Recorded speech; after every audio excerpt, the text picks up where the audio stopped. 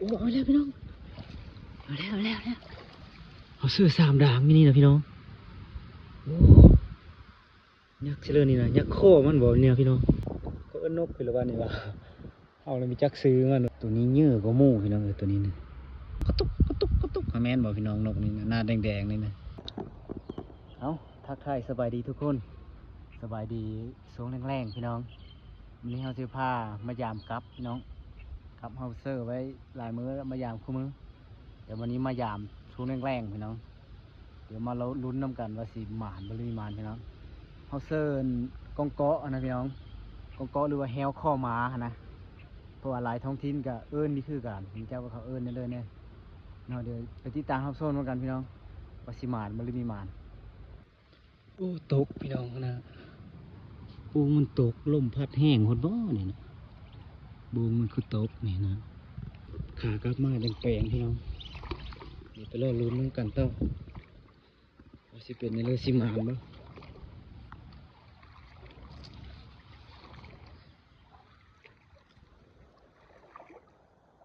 สิมานได้มีมานพี่น้องรอลุ้นน้ำกันโอ้ถึงจะตกพี่น้องลมพัดแห้งโพดใส่ยาลมพัดแห้งโพดเลยพี่น้องลมพัดวีดใช่เอาได้สิแปลงก่อนพี่น้องเอามือกับมือเลยเด้นี่ด่างแฮวแฟดเท่ากันมีนานซ้ำมานี่ปกตินี่พลาดเลยพี่น้องเลยต่อพี่น้อง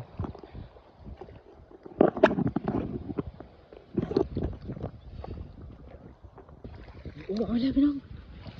เอาแล้วเขาซื้อ3 ด่างนี่นะพี่น้องโอ้ยักษ์เชลนี่นะยักษ์โคมันบอกเนี่ยพี่น้องก็เอิ้นนกคือละวันนี่ว่าเอาแล้วมีจักซื้อมันเลยว่านกกวักคนนี้นกกวักหรือนกอีลุ่มวะมาแล้วพี่น้องมาแล้วจวดเดี๋ยวเขาสิปลดเอาก่อนพี่น้อง3 แต้มเลยนกอีลุ่มวะนกพี่ละนี่3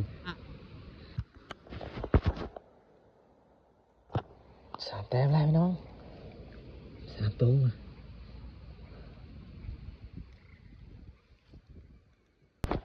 ตัวนี้ฮัดข้อมาเลยพี่น้องปกตินี่ยักแต่ขามันแต่ว่าตัวนี้ฮัดข้อเลยจดแล้วนี่พี่น้องจดแล้วมัน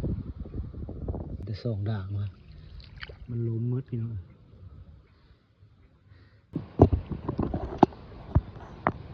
นี่พี่น้องมาแล้วเอาเล็กมันนี่ก็แต้มหนึ่งแล้ว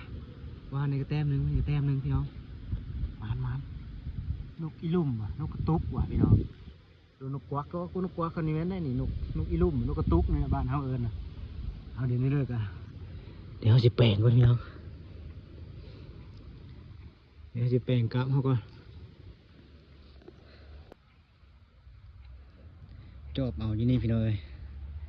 เป็น2-3 ทิศเลยหาวิธีเอามันอยู่นี่นะ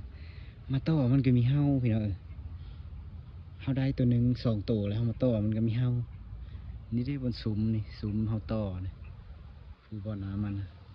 ถูท้องหน้าของพี่น้องตัวมีเห่าตัวนึงเลยกันจะได้เฮ็ดอันแฮวเข้ามาเซอร์พี่น้อง